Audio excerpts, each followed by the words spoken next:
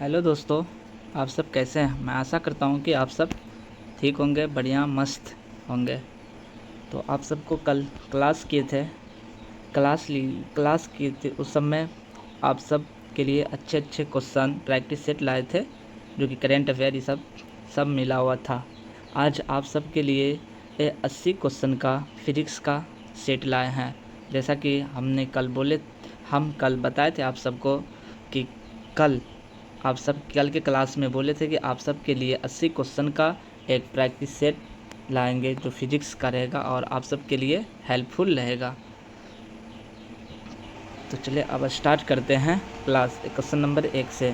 Question number 1 कह रहा है कि कार्य का SI मात्रक क्या होता है। तो कार्य का SI मात्रक क्या होता है? तो कार्य का SI मात्रक जूल होता है। कार्य का SI मात्रक क्या होता है? तो इसका SI मात्रक जूल होता है। अब न्यूटन किसका मात्रक होता है? बल का SI मात्रक क्या होता है? न्यूटन। ये हुआ बल का SI मात्रक न्यूटन होता है। वाट यानी पावर का SI मात्रक यानी शक्ति का SI मात्रक क्या होता है? वाट। अब डायन हो गया CGS मात्रक। बल का CGS मात्रक डायन हो जाता है। बल का CGS मात्रक क्या होता है? तो डायन। ये हो गया आपको CGS मात्रक। बल का CGS मात्रक डायन होता है। Next question number 2। प्रकाश वर्ष किसकी इकाई है? प्रकाश वर्ष किसका इकाई है? क्वेश्चन नंबर 2 में देख लीजिए, प्रकाश वर्ष किसका इकाई है? तो प्रकाश वर्ष दूरी का इकाई है। प्रकाश वर्ष किसका है? दूरी का। तो ये सब प्रकाश वर्ष दूरी का इकाई है। दूरी मापने के लिए मतलब प्रकाश वर्ष का प्रयोग किया जाता है। और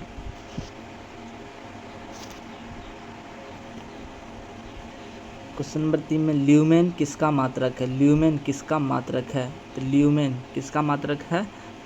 तो ल्यूमेन आप सबके लिए होगी। ल्यूमेन किसका मात्रक है? इससे पहले आप सबको बताए थे लक्स, LUX। लक्स किसका SI मात्रक हो गया?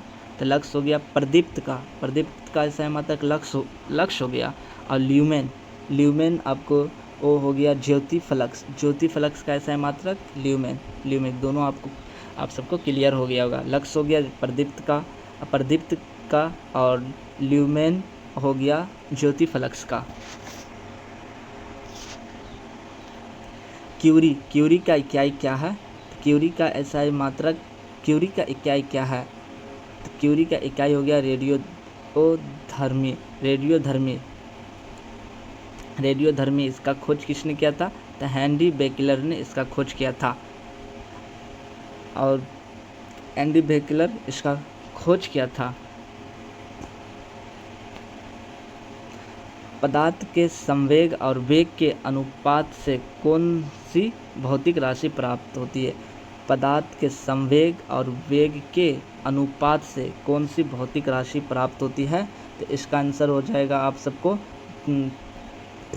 द्रव्यमान प्राप्त होता है। अब त्वरण, वेग में परिवर्तन के दर को त्वरण कहते हैं। वेग में परिवर्तन की दर को क्या कहा जाता है? त्वरण। वेग में परिवर्तन की, इसका आंसर तो हो जाएगा ये आप सबको वेग में परिवर्तन की दर को त्वरण कहते हैं। क्वेश्चन नंबर 6, जल में तैरना न्यूटन के किस नियम का पालन करता है? तो जल में तैरना, ये कह रहे जल में तैरना न्यूटन, अच्छा जल में तैरने का सिद्धांत किसने दिया था? अब पहले आप सब सिद्धांत बता दीजिए, इसका आंसर आप हो जाएगा जल में तैरना न्यूटन गति के तृतीय नियम है। क्योंकि तृतीय नियम कहता है कि एक्शन रिएक्शन फोर्स, यानी हम किसी पर जितना दाब डालेंगे वो हमारे ऊपर उतना ही दाब देगा। इसलिए हम जब पानी को पीछे धकेलते हैं तो पानी हमें आगे धकेलता है। तो ये न्यूटन का तृतीय नियम ही कहलाता है।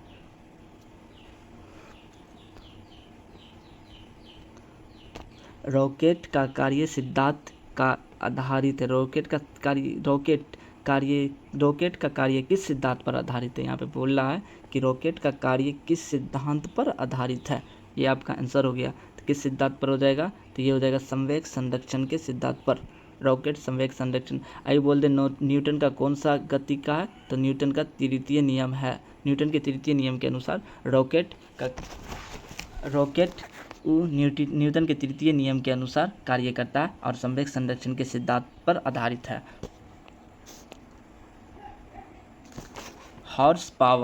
हॉर्स पावर किसका मात्रक है? हॉर्स पावर असव शक्ति। तो हॉर्स पावर यानी हॉर्स पावर विद्युत मोटर को मापा जाता है, मोटर यानी मोटर को मापा जाता है हॉर्स पावर में। और इसका आंसर हो जाएगा आप सबको 746 वाट। एक हॉर्स पावर बराबर 746 वाट हो जाएगा। एक हॉर्स पावर बराबर 746 वाट हो जाएगा। कितना हो जाएगा? 746 वाट हो जाएगा एक हॉर्स पावर। क्वेश्चन नंबर 9 देखते हैं। न्यूटन के किस गति के नियम को जड़त्व का नियम भी कहते हैं? तो न्यूटन के किस गति को जड़त्व का नियम कहा जाता है? तो न्यूटन के प्रथम गति को जड़त्व का नियम कहा जाता है। इसका आंसर हो जाएगा ए। इसका आंसर क्या हो जाएगा? ए। अच्छा, प्रथम इसमें न्यूटन का प्रथम गति बल की परिभाषा देता है।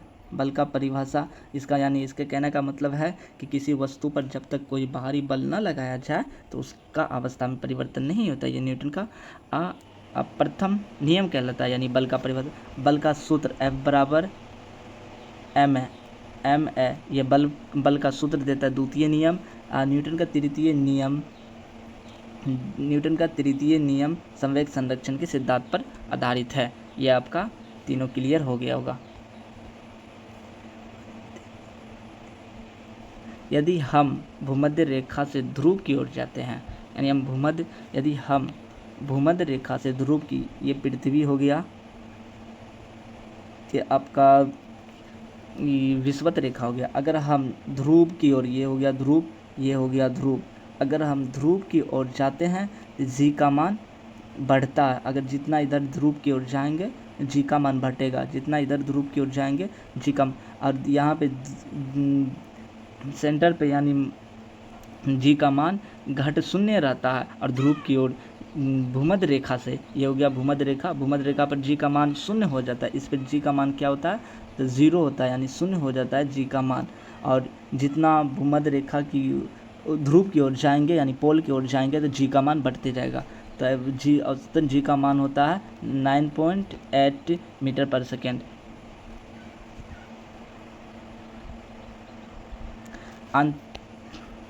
अंतरिक्ष यात्री को अंतरिक्ष से में आकाश कैसा दिखता है? तो कंसेप्ट कहता है कि अंतरिक्ष यात्रियों को आकाश में रंग कैसा दिखता है? तो इसका रंग कैसा दिखता है? काला। रंग कैसा दिखता है? तो काला रंग दिखता है। अगर नीचे से अंतरिक्ष यात्री को रंग अगर दिखे तो वो नीला दिख जाता है। नीला क्यों दिखता है? नीचे से नीला क्यों दिखता है? क्योंकि प्रकाश के पूर्ण आंतरिक परावर्तन के कारण आकाश का रंग नीला दिखता है। और जब अंतरिक्ष यात्री को आकाश का रंग काला दिखता है। प्रकाश का वेग अधिकतम किस में होता है? प्रकाश, यहाँ कह रहा है प्रकाश का वेग अधिकतम किस में होता है? प्रकाश का वेग सबसे अधिक निर्वात में होता है। निर्वात में प्रकाश की चाल कितना होता है? 3.8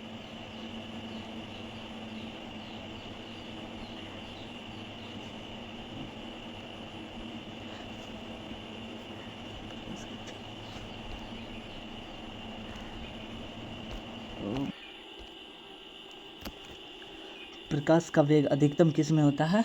सबसे अधिक निर्वात में प्रकाश का चाल सबसे अधिक किस में होता है? तो निर्वात में होता है। निर्वात में प्रकाश की चाल 3 × 10⁸ मीटर पर सेकेंड 3 × 10⁸ मीटर पर सेकेंड होता है निर्वात में प्रकाश की चाल।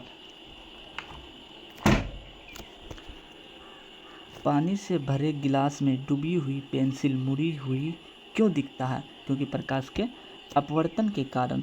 कोई चीज़ प्रकाश का जब अपवर्तन होता है, जैसे सिक्का को अगर पानी में डाल दिया जाए तो वो प्रकाश के अपवर्तन के कारण ऊपर उठा हुआ महसूस होता है। पूर्ण आंतरिक परावर्तन का उदाहरण क्या है? पूर्ण आंतरिक परावर्तन का उदाहरण क्या है? तो पूर्ण आंतरिक परावर्तन जैसे हीरे का चमकना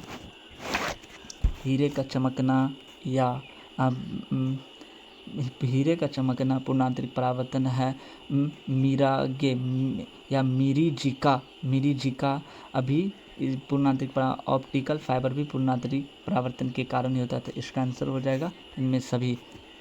अब देखिए मिरीजिका क्या होता है? यदि हम जैसे रोड पे गए, हाईवे पे गए, तो हमको कुछ दूर बाद पानी सा महसूस होता है उसे ही मरीचिका कहते हैं। ये भी प्रकाश के पूर्ण आंतरिक परावर्तन के कारण ही दिखता है।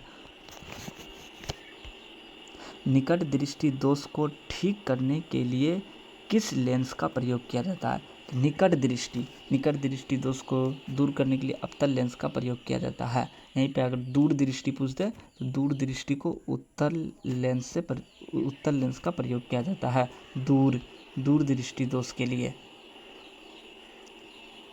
जरा दृष्टि दोष बायफोकल लेंस का प्रयोग किया जाता है।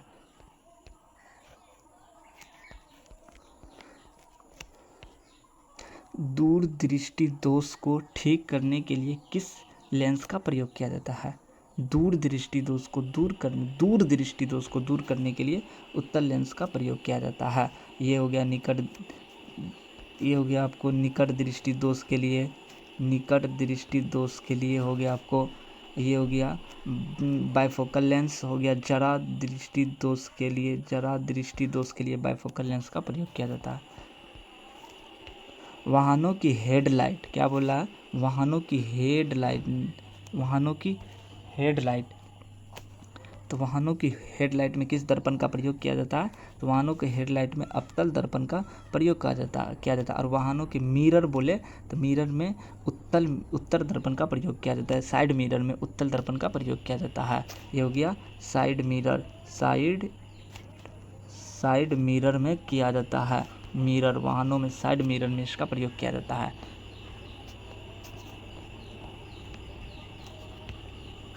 वाहनों में पीछे का दृश्य देखने के लिए किस दर्पण का प्रयोग किया जाता है? पीछे का दृश्य, जैसा कि हमने अभी बताया कि वाहनों में मतलब उत्तल दर्पण का प्रयोग किया जाता है। हेडलाइट में अवतल दर्पण का, और वाहनों में मिरर का कहा जाए तो साइड मिरर बोले या पीछे को वस्तु को देखने के लिए तो उत्तल दर्पण का प्रयोग किया जाता है।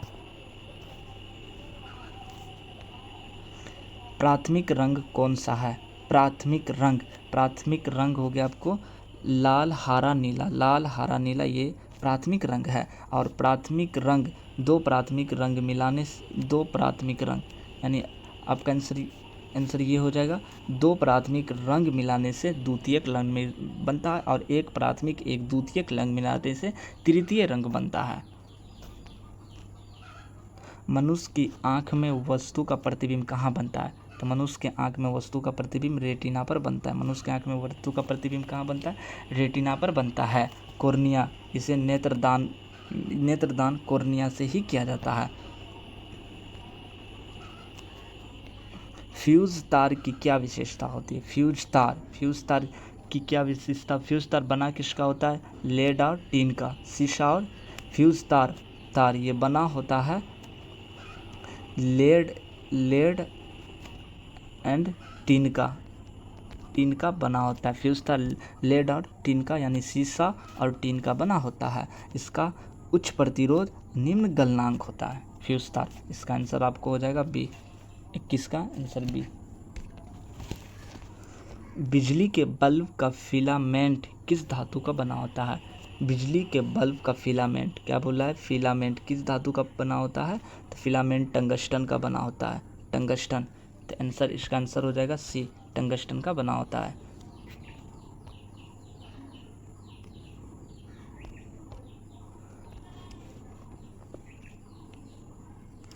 डायनमो ऊर्जा को परिवर्तित करता है। डायनमो क्या परिवर्तित करता है?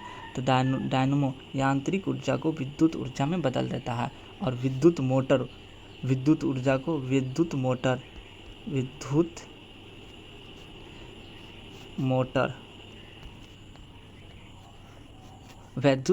हो गया आपको विद्युत ऊर्जा को यांत्रिक ऊर्जा में विद्युत मोटर बदलता है। अयांत्रिक ऊर्जा को विद्युत ऊर्जा में डायनमो या जनरेटर बदलता है।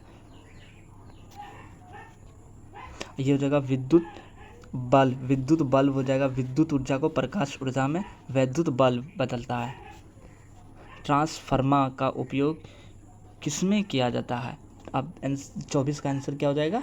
ट्रांसफार्मर का उपयोग कीजिए एसी वोल्ट। अब देखिए एसी को डीसी में बदलने के लिए, क्या एसी को डीसी में बदलने के लिए या डीसी को एसी में बदलने के लिए, या एसी वोल्टेज को कम या ज़्यादा करने के लिए, या डीसी वोल्टेज को कम या ज़्यादा करने के लिए, इसका आंसर हो जाएगा एसी, डीसी तो बैटरी में होता है, तो एसी वोल्टेज को कम या ज़्यादा यानी कंट्रोल करने के लिए किया जाता है। एसी ट्रांसफार्मर जो लगा रहता है ये वोल्टेज को ज़्यादा कम को कंट्रोल करने के लिए किया जाता है। डीसी ये तो बैटरी में पाया जाता है, तो इसका तो ये बैटरी में होता है, एसी डीसी में बदलता है। ये भी गलत हो जाएगा, ये गलत हो जाएगा। इसका आंसर सी हो जाएगा। आंसर क्या हो जाएगा? आंसर सी।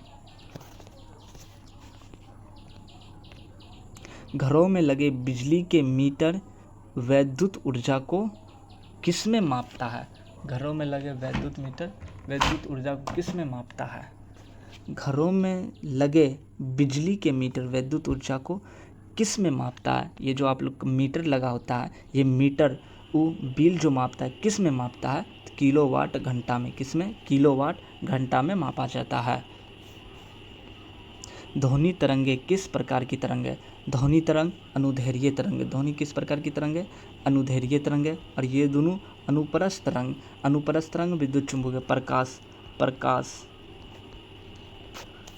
ये दोनों प्रकाश विद्युत चुम्बकीय तरंग और अनुप्रस्थ तरंग दोनों तरंग हो गया। ध्वनि अनुदैर्घ्य तरंग है। ध्वनि का वेग अधिकतम किस में होता है? निर्वात में, हवा में, पानी में। निर्वात में, हवा में, पानी में या इस्पात में? तो ध्वनि बोल रहा है ना, ध्वनि का सबसे अधिक ठोस में होता है। ध्वनि का वेग सबसे अधिक सॉलिड में होता है, फिर लिक्विड में होता है, फिर गैस में होता है। तो ये सॉलिड यानी पानी, लिक्विड हो गया, हवा, गैस हो गया। निर्वात में इसमें तो हो नहीं, ध्वनि का वेग इसमें निर्वात में नहीं पाया जाता है। तो इसका आंसर हो जाएगा आपको इस्पात। उसके बाद हो जाएगा पानी में, फिर हो जाएगा हवा में। इसका आंसर इस्पात हो जाएगा। मनुष्य के लिए मानक ध्वनि स्तर कितना होती है? तो मनुष्य के लिए मानक स्तर ध्वनि कितना होती है? तो 60 डेसिबल होता है। ध्वनि का मात्रक डेसिबल में ही मापा जाता है, यानी डीबी में मापा जाता है। ध्वनि की चाल पर किस भौतिक कारक का प्रभाव नहीं पड़ता है? ध्वनि के चाल पर किस भौतिक कारक का प्रभाव नहीं पड़ता है? क्या दाब का पड़ता है, या तापमान का, आर्द्रता का, या घनत्व का? तो क्या बोल रहा है? ध्वनि की चाल किस भौतिक कारक का प्रभाव नहीं पड़ता है? ध्वनि की चाल दाब का कोई प्रभाव नहीं पड़ता। क्या दाब बनाने से ध्वनि घटे बढ़ेगा? नहीं। तापमान बढ़ाने से ध्वनि तापमान बढ़ाने से ध्वनि बढ़ता है, घटाने आर्द्रता पे भी ध्वनि निर्भर करता है, घनत्व पे भी निर्भर करता है। तो इसका आंसर हो जाएगा आपको आंसर ए। डेसिबल का प्रयोग किसके मापने के लिए किया जाता है? ध्वनि की तीव्रता को, या प्रकाश की तीव्रता को, या ऊष्मा की तीव्रता को, या भूकंप की तीव्रता को? डेसिबल का प्रयोग ध्वनि की तीव्रता को मापने के लिए किया जाता है। भूकंप की तीव्रता को मापने के लिए रिएक्टर स्केल का प्रयोग किया जाता है।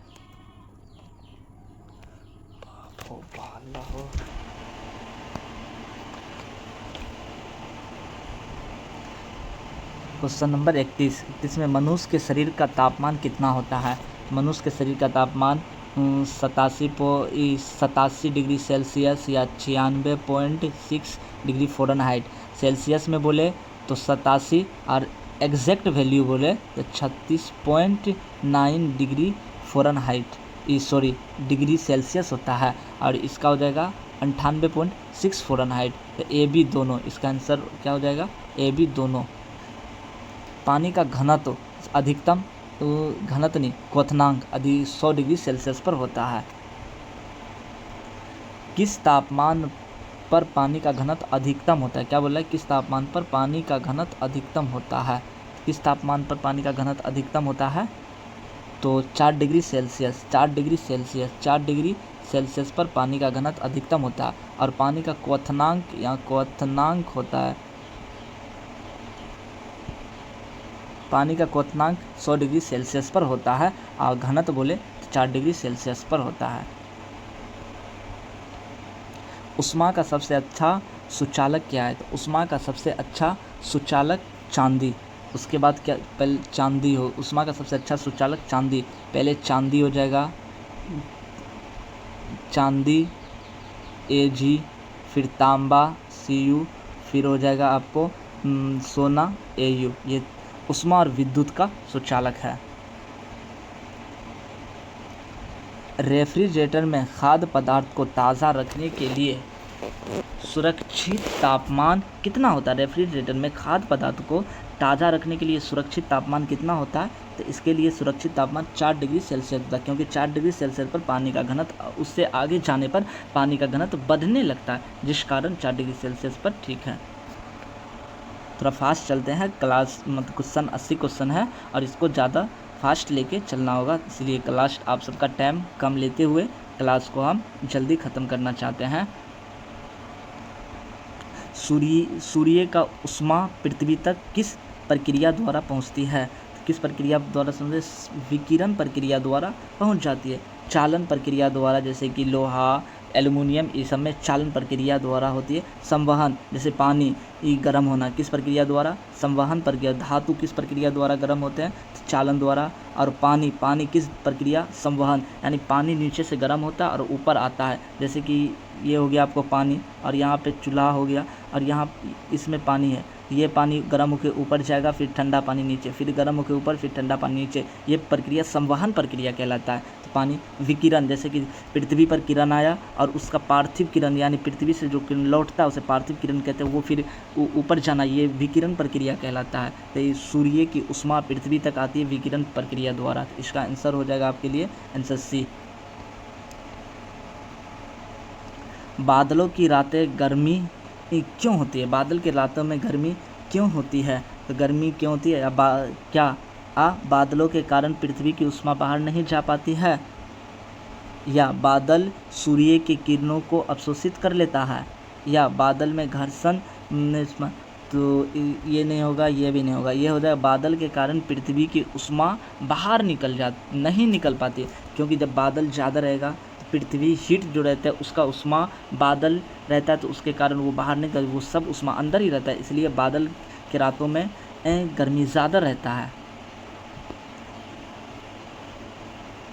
आपेक्षिक आर्द्रता किससे मापी जाती है? तो आर्द्रता मापी जाती है, आपेक्षिक आर्द्रता किससे मापी जाती है? हाइग्रोमीटर। आर्द्रता किससे मापा जाता है? हाइग्रोमीटर से आर्द्रता मापा जाता है। हाइड्रोमीटर, इससे पानी की शुद्धता मापा जाता है। दूध की शुद्धता किससे मापा जाता है? लैक्टोमीटर से। बैरोमीटर यानी वायु दाब, इस पे वायु दाब इसका आंसर तो हाइग्रोमीटर हो जाएगा, इससे हो जाएगा। और दाब यानी दाब, मान लीजिए वायु दाब, इससे मापा जाता है। इससे दूध की शुद्धता यानी मिल्क की शुद्धता मापा जाता है, और इससे हाइग्रोमीटर से हो गया आपको पानी। क्वेश्चन नंबर 38, दाब बढ़ने से बर्फ़ का गलनांक क्या होता है? तो दाब बढ़ाने से बल्ब का गलनांक घट जाता है। यदि अगर बर्फ़ पे हम किसी चीज़ से दाबते हैं तो बल्ब पिघलने लगता है, इसीलिए कहता है कि उसका गलनांक घट जाता है। इसका आंसर क्या हो जाएगा? Answer A. आंसर क्या हो जाएगा? आंसर ए हो जाएगा। आप सब अच्छे से याद कर लीजिए, ये आप एग्ज़ाम में आपके लिए काम आएगा, जो 28 जून को एग्ज़ाम है ऑपरेटर का। वायुमंडलीय दाब किससे मापी जाती है? तो वायुमंडलीय दाब किससे मापी जाती है? मैनोमीटर से। मैनोमीटर या बैरोमीटर या हाइड्रोमीटर या अल्टीमीटर। तो वायुमंडलीय दाब किससे मापी जाती है? तो अभी आपको बताया कि वायुमंडलीय दाब बैरोमीटर से मापी जाती है, इसके बारे में बता ही दिए हैं। आगे चलते हैं। तेल की बत्ती में तेल ऊपर किस कारण चढ़ता है? तो किस कारण चढ़ता है? तो क्या गुरुत्वाकर्षण बल? नहीं, ये तो होगा नहीं। गुरुत्वाकर्षण बल नहीं, ये नहीं होगा। कैसिकेतु, हाँ ये हो जाएगा आपका आंसर। कैसिकेतु के कारण। दाब अंतर नहीं, श्यानता नहीं। देखिए कुछ ऐसा है कि आप ऑप्शन एलिमिनेट करके, ये भी ऑप्शन एलिमिनेट करते थे, इसको भी तो ये एक कैसिकेतु। हाँ, एक अगर यहीं पे आ जाए, पृष्ठ तनाव के कारण भी तेल का बत्ती ऊपर सोखता है, पृष्ठ तनाव के कारण सोखता है और ऊपर चढ़ता है कैसिकत्व के कारण। ये आप सबको क्लियर हो गया होगा। हवाई जहाज़ में फाउंट पेन की स्याही बाहर क्यों निकल जाती है? हवाई जहाज़ में फाउंट पेन की स्याही बाहर क्यों निकल जाती है? क्वेश्चन पे गौर कीजिए, फाउंट पेन बाहर क्यों निकल जाती है, ये देखिए। तो इसका आंसर हो जाएगा क्या? वायुमंडलीय दाब में कमी। हाँ, ऊपर जाएंगे तो वायुमंडलीय प्रेशर कम हो जाता है, जिस कारण वहाँ जाने पर फाउंट पेन बाहर निकल जाता है फाउंट पेन का स्याही। साबुन के बुलबुले के अंदर का दाब। अब देखिए ये क्वेश्चन, साबुन के बुलबुले के अंदर का दाब, ये क्वेश्चन भी आई में रख लीजिए, आपके एग्ज़ाम में किसी न किसी 28 तारीख को किसी न किसी शिफ्ट में आपको पूछेगा ही पूछेगा, इसीलिए आप ये क्वेश्चन को अच्छे से याद कर लीजिए। ये हो जाएगा वायुमंडल। अब इसका देखिए, साबुन के बुलबुले के अंदर का दाब वायुमंडलीय दाब के बराबर होता है। क्या वायुमंडलीय दाब के बराबर होता है, या वायुमंडलीय दाब से कम होता है, या वायुमंडलीय दाब से अधिक होता है? तो अंदर की बात बोल रही है ना, साबुन के अंदर। अब किसी चीज़ देखिए अंदर, साबुन का अगर जितना दाब बढ़ेगा उसका बुलबुला उतना बड़ा होगा, तो यानी बाहर की तुलना में उसके अंदर का दाब अधिक होगा, तो ही बोला वायुमंडलीय दाब से अधिक होता है। हाँ, बाहर की तुलना यानी वायुमंडलीय दाब से वो साबुन के अंदर का दाब अधिक होता है।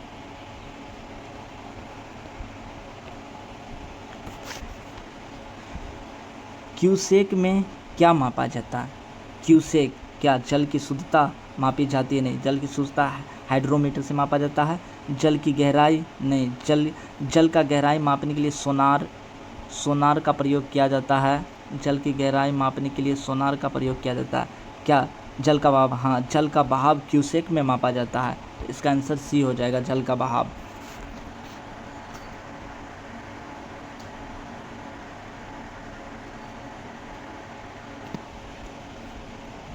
पेयजल में जल का पृष्ठ तनाव साबुन मिलाने पर क्या होता है? बढ़ता है या घटता है, या अपरिवर्तित रहता है, या शून्य रहता है? तो इसमें क्या हो जाता है? तो घट जाता है। क्या हो जाएगा? घट जाएगा। इसका आंसर सी। पेयजल में जल का पृष्ठ तनाव घट जाएगा, यानी साबुन मिलाएंगे तो कोई सा भी जल हो उसका पृष्ठ तनाव घट जाता है, जिस कारण कपड़ा साफ हो जाता है। कोई नाव जब नदी से समुद्र में प्रवेश करती है तो उसका स्तर क्या होता है? कोई भी नाव समुद्र से जब नदी में प्रवेश करती है तो समुद्र से नदी में प्रवेश करती है। यहाँ गौर कीजिए, समुद्र से नदी में प्रवेश करती है, नदी से समुद्र में प्रवेश करती है। क्या कह रहा है? नदी से समुद्र में प्रवेश करती है। तो इसका थोड़ी ऊपर उठी हुई प्रतीत होती है। ऐसा क्यों होता है? क्योंकि नदी के तुलना में समुद्र का पानी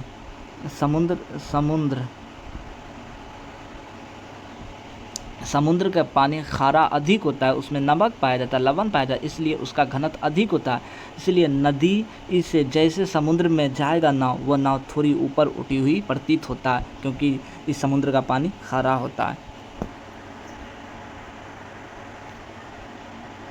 पृथ्वी के पलायन वेग का मान कितना होता है? तो पृथ्वी के पलायन वेग का मान 11.2 किलोमीटर पर सेकेंड होता है। पृथ्वी के पलायन वेग का मान।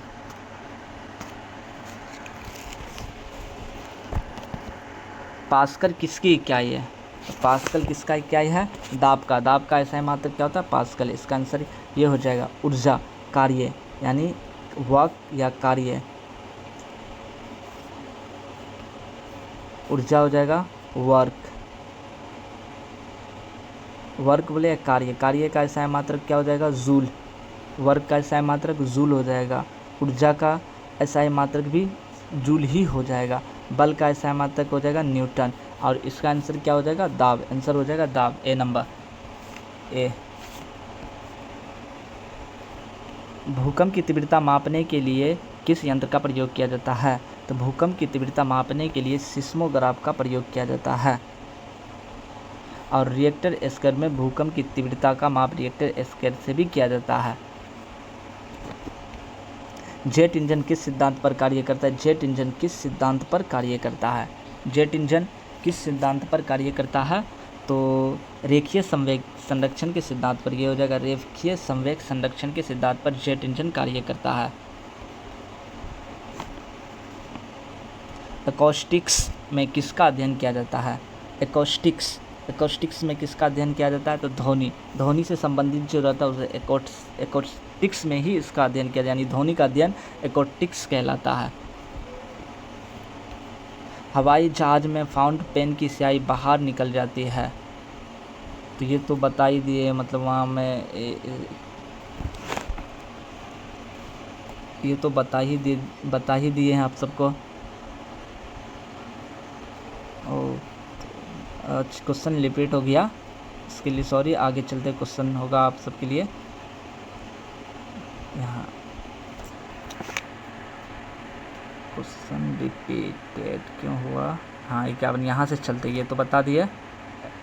एकॉस्टिक्स ध्वनि का अध्ययन किया जाता है। क्वेश्चन नंबर 51 में क्या रहा है? जब प्रकाश आवेशित कण एक समान वेग से विद्युत क्षेत्र और चुंबकीय क्षेत्र दोनों में गतिमान हो तो विद्युत और चुंबकीय क्षेत्र के बीच का कोण क्या होना चाहिए ताकि कण बिना विक्षेपित हुए गति हो। यानी कह रहा है जब आवेशित कण एक समान वेग से विद्युत क्षेत्र और चुंबकीय क्षेत्र दोनों में गतिमान कर रहा है तो विद्युत क्षेत्र और चुंबकीय क्षेत्र के बीच का कोण क्या होना चाहिए ताकि वो विक्षेपित हो। इसका ये कहना था क्या होना चाहिए, तो 90 डिग्री। जब तक 90 डिग्री नहीं होगा तब तक ये विक्षेपित नहीं होगा, तो इसका आंसर 90 डिग्री हो जाएगा।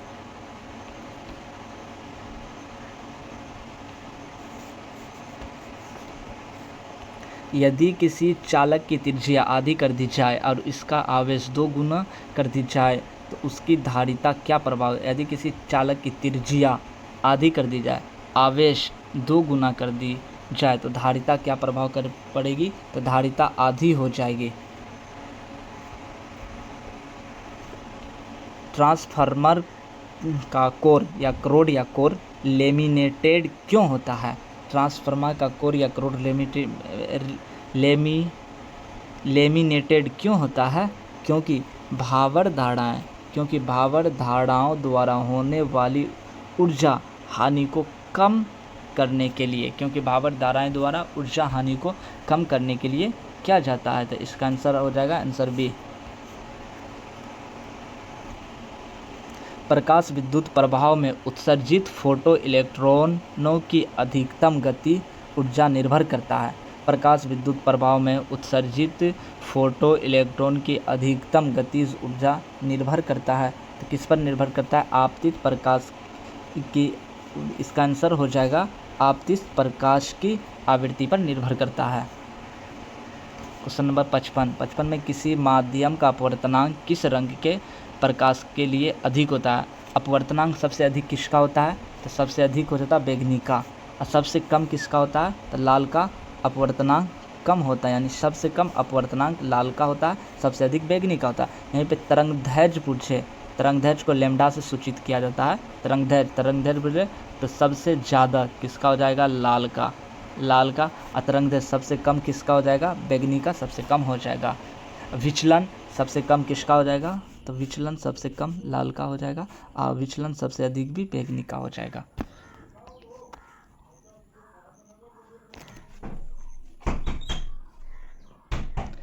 जब कोई वस्तु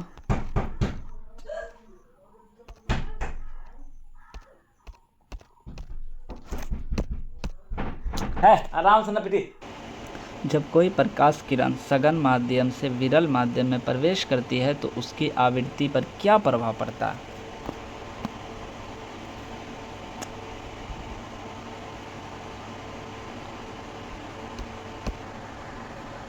जब कोई प्रकाश किरण सघन माध्यम से विरल माध्यम में प्रवेश करती है तो उसकी आवृत्ति पर क्या प्रभाव पड़ता है?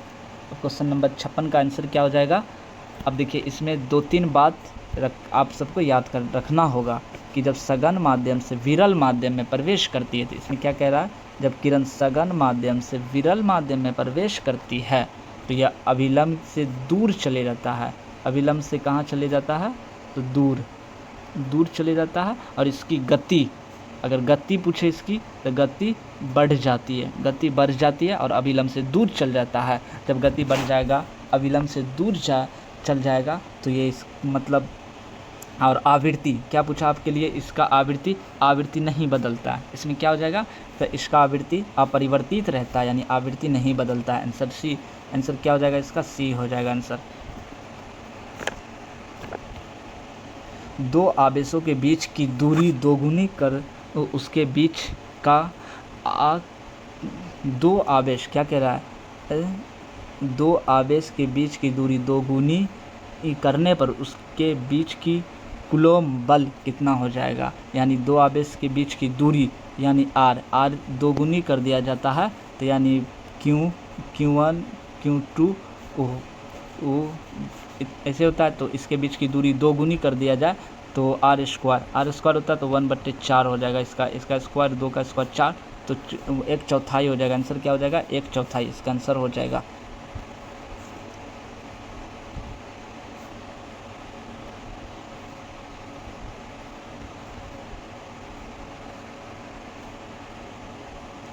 यदि एक उत्तल लेंस को पानी में डुबोया जाता है तो उसकी फोकस दूरी क्या हो जाएगी।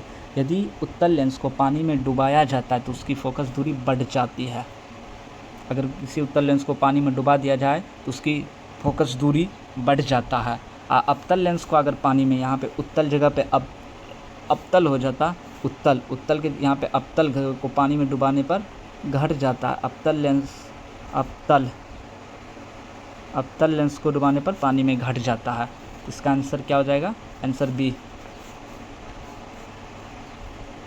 एक आदर्श वोल्ट मीटर का प्रतिरोध क्या होता है। एक आदर्श वोल्ट मीटर का प्रतिरोध अनंत क्या होता है, अनंत हो जाता है। एक आदर्श वोल्ट मीटर का प्रतिरोध होता है। और एक आदर्श अमीटर का प्रतिरोध पूछे, अमीटर का प्रतिरोध अनंत होता है और वोल्ट मीटर का अमीटर का प्रतिरोध शून्य हो जाता है। अमीटर का प्रतिरोध क्या होगा, अमीटर का प्रतिरोध शून्य होता है और वोल्ट मीटर का प्रतिरोध अनंत होता है, तो इसका आंसर सी हो जाएगा। आइंस्टीन के द्रव्यमान ऊर्जा समीकरण का क्या अर्थ, सी का क्या दर्शाता है। आइंस्टाइन के द्रव्यमान ऊर्जा समीकरण सी को क्या दर्शाता है, सी को क्या दर्शाता है, तो प्रकाश का वेग क्या हो जाएगा, प्रकाश का वेग। अगर बोल दे ई क्या दर्शाता है तो इलेक्ट्रॉनिक वेग दर्शाता है। एम क्या दर्शाता है तो एम आपको ध्वनि का वेग ये दर्शाते, मतलब इसका आंसर क्या हो जाएगा, आंसर ये हो जाएगा, आंसर बी। किसी कुंडली का स्वप्रेरण गुणांक निर्भर करता है। किसी कुंडली का स्वप्रेरण गुणांक किस पर निर्भर करता है, तो कुंडली का स्वप्रेरण गुणांक कुंडली के ज्यामिति और फेरों की संख्या पर, कुंडली की ज्यामिति और फेरों की संख्या पर निर्भर करता है।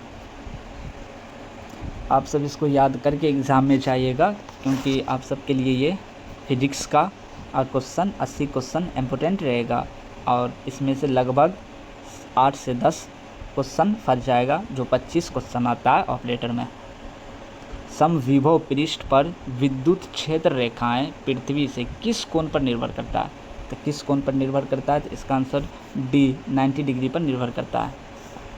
निम्नलिखित में से कौन सा कण एक मौलिक कण नहीं है। कौन सा कण मौलिक कण नहीं है, क्या इलेक्ट्रॉन मौलिक कण है, हाँ इलेक्ट्रॉन एक मौलिक कण है, इलेक्ट्रॉन मौलिक कण हो जाएगा, इलेक्ट्रॉन मौलिक कण है। अब देखिए इसमें करना क्या है कि नहीं बोला है, कितना स्टूडेंट यहाँ पे मान लेता है हाँ, अगर हाँ होता तो 1 नंबर करके निकल जाता है। तो आप लोग हाँ के जगह नहीं के जगह पे एक ट्रिक बता देते हैं, जहाँ पे अगर नहीं हो उसको हाँ कर लीजिए, यानी नहीं को काट दीजिए कुछ देर के लिए, जैसे हम नहीं को हटा दिए, नहीं को हटा दिया। अब कौन कौन है इसमें, तो इलेक्ट्रॉन हो जाएगा, प्रोटॉन हो जाएगा, फोटोन हो जाएगा। इलेक्ट्रॉन ये तीन, ये और ये हो जाएगा और ये नहीं हो जाएगा, ये नहीं हो जाएगा, ये मौलिक कण नहीं है। तो आप देख लीजिए इसका आंसर नहीं, जब नहीं है तो इसका हो जाएगा न्यूट्रॉन नहीं होता है मौलिक कण। इलेक्ट्रॉन प्रोटॉन फोटोन मौलिक कण है। पीएन संधि डायोड में क्या होता है, पीएन संधि डायोड की अक्षीय परत में होता है। क्या होता है अक्षीय परत में, तो अनावेशित होता है, आवेशित नहीं होता, ये अनावेशित होता है।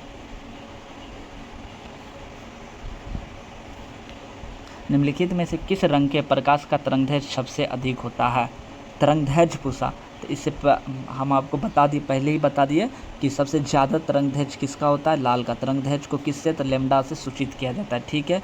और सबसे कम, सबसे ज़्यादा हो जाएगा लाल का, सबसे कम हो जाएगा बैंगनी का। अगर विचलन पूछे, विचलन सबसे ज़्यादा हो, विचलन सबसे ज़्यादा किसका हो जाएगा, इसका विचलन सबसे ज़्यादा हो जाएगा, इसका विचलन सबसे कम हो जाएगा। अपवर्तन भी सबसे ज़्यादा इसका हो जाएगा, सबसे कम इसका हो जाएगा, लाल का। इसका आंसर आपको, आंसर क्या हो जाएगा, आंसर ए नंबर। एक चालक का प्रतिरोध तापमान बढ़ने पर, चालक का प्रतिरोध तापमान बढ़ने पर क्या होता है? बढ़ता है, घटता है, स्थिर रहता है या शून्य रहता है? इसका आंसर क्या हो जाएगा? तो किसी चालक का अगर प्रतिरोध बढ़े तो किसी चालक का प्रतिरोध तापमान पर क्या निर्भर करता है? यानी चालक का तापमान बढ़ेगा। यहाँ पे देखिए, अगर तापमान, टेम्परेचर और प्रतिरोध यानी आर, टेम्परेचर बढ़ेगा प्रतिरोध बढ़ेगा, टेम्परेचर घटेगा प्रतिरोध घटेगा। इसका आंसर क्या हो जाएगा? आंसर हो जाएगा बी, प्रतिरोध बढ़ जाएगा। वही तापमान बढ़ाने पर प्रतिरोध भी बढ़ जाता है। ये सब क्वेश्चन इम्पोर्टेंट है, आप सब याद करके जाइएगा। अब आते कथन निष्कर्ष। कुछ कथन निष्कर्ष वाला भी क्वेश्चन लिए, क्योंकि आजकल एग्ज़ाम वर्तमान समय में कथन निष्कर्ष से ज़्यादा पूछा जाता है। जब कोई चलती हुई बस, यहाँ क्या कर रहा है? जब कोई चलती हुई बस अचानक रुक जाती है, जब कोई चलती हुई बस, क्वेश्चन क्या कर रहा है? कथन देखते, ये हो गया कथन। कथन में क्या कह रहा है? जब कोई चलती हुई बस अचानक रुक जाती है तो उसमें बैठे यात्री आगे की ओर झुक जाती है। हाँ, ये ठीक है कथन, ये ठीक है। अब कारण बोलता है यात्रियों के शरीर का ऊपरी हिस्सा गति के जड़त्व के कारण गति की अवस्था में रहना का प्रयास करता है। हाँ, ये भी कहता है। यानी इसका कहना है कि अगर न्यूटन का प्रथम नियम का कहना है, न्यूटन का फर्स्ट लॉ कहता है कि अगर कोई व्यक्ति विरामावस्था में बैठा है तो वो बैठा ही रहना चाहता है। ये गति का जड़त्व का विरामावस्था का नियम है। अगर कोई वस्तु गति में रहना चाहता है तो गति में ही रहना चाहता है। ये भी जड़त्व के गति का नियम कहलाता है न्यूटन के प्रति। ये दोनों आंसर ठीक हो जाएगा। तो इसका आंसर हो जाएगा आपको कथन और कारण दोनों सत्य है और कारण कथन की सही व्याख्या करता है। तो ये दोनों आपका आंसर ठीक हो जाएगा। Answer number A. इसका आंसर क्या हो जाएगा? तो आंसर ए हो जाएगा। हीरे का अपवर्तनांक बहुत अधिक होता है। क्या हीरे का अपवर्तनांक सबसे ज़्यादा? हीरे का अपवर्तनांक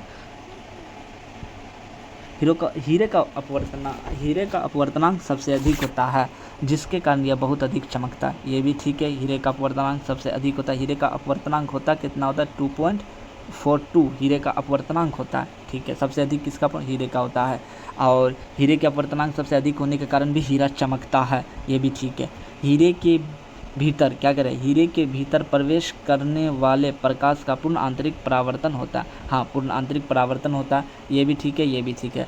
जब ये भी ठीक है, क्या कह रहा है? कथन कारण दोनों सत्य है, कारण कथन की सही व्याख्या कर रहा है। तो ऑप्शन नंबर ए हो जाएगा। कथन कारण दोनों सत्य है, कथन कारण की सही व्याख्या कर रहा है।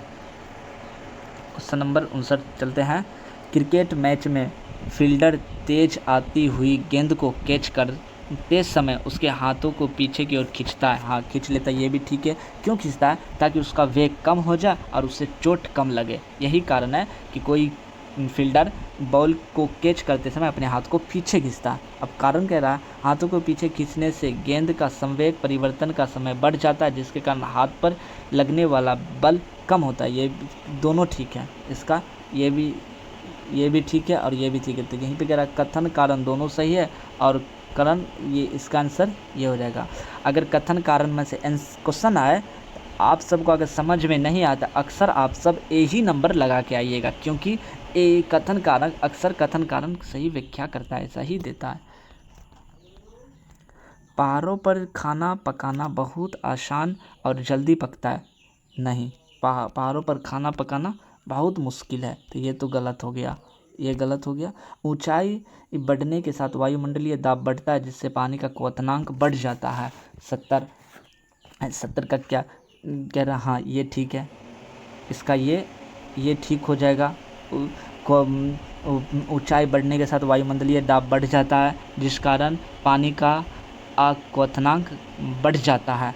तो कथन, यानी ये गलत है, ये सही है। तो इसका आंसर हो जाएगा कथन गलत है, कारक सही है। Answer D. इसका आंसर क्या हो जाएगा? आंसर आपको डी हो जाएगा। 71 कह रहा है आपको कि साफ आकाश का रंग हमें नीला दिखाई देता है। हाँ, ये ठीक है। साफ आकाश का रंग हमें नीला दिखा देता है। अच्छा, आकाश का रंग नीला क्यों दिखाता है? प्रकाश के प्रकीर्णन के कारण। लाल रंग के प्रकाश का प्रकीर्णन नीले रंग के तुलना में सबसे अधिक होता नहीं, ये गलत है, क्योंकि नीले रंग सबसे कम प्रकीर्णन तो लाल का ही होता है, तो इसमें फिर तो सबसे अधिक बैगनी का होता है, तो इसका ये ठीक नहीं है। तो कह रहा है कथन सही है, नहीं कथन सही है लेकिन कारण गलत है, इसका आंसर सी हो जाएगा। आंसर क्या हो जाएगा? तो आंसर सी हो, इसका आंसर क्या हो जाएगा? आंसर सी हो जाएगा, सी, आंसर सी। यहाँ से आपका क्वेश्चन समाप्त हुआ। तो आप सब इसे पढ़ के एग्ज़ाम हॉल में जाइएगा और ये आप सबके लिए रामबाण साबित होगा। और एग्ज़ाम में जाने से पहले जितना क्लास ले रहे हैं हम सबको एक बार देख के जाइएगा, क्योंकि ज़्यादा लंबा क्लास भी हम मुश्किल से 45 मिनट 50 मिनट का क्लास हम लेना चाहते हैं, और उसमें ज़्यादा से ज़्यादा कंटेंट आपको देना हम चाहते हैं, इसलिए आप सब इस सब क्वेश्चन को देख के जाइएगा। और आज आपका फिजिक्स क्लियर हो गया, फिजिक्स हो गया। कल केमिस्ट्री आप सबके लिए 70 से 80 क्वेश्चन हम ला रहे हैं, कल इसे भी देख के जाइएगा। तो कल आपको हो गया 25 तारीख, 26 को आप सबके लिए बिहार जीके से भी 10 क्वेश्चन रहेगा, तो बिहार जीके ले आएंगे और आप सब के लिए Bihar GK special Bihar GK चला देंगे। फिर आप सब 27 को प्रैक्टिस सेट पढ़ के और 27 को ही आप सबको घर से निकल जाना है। ठीक है, मिलते हैं कल, आप सबका समय लेना नहीं चाहते हैं। जय हिंद, नेक्स्ट क्लास में मिलते हैं। ओके, जय हिंद।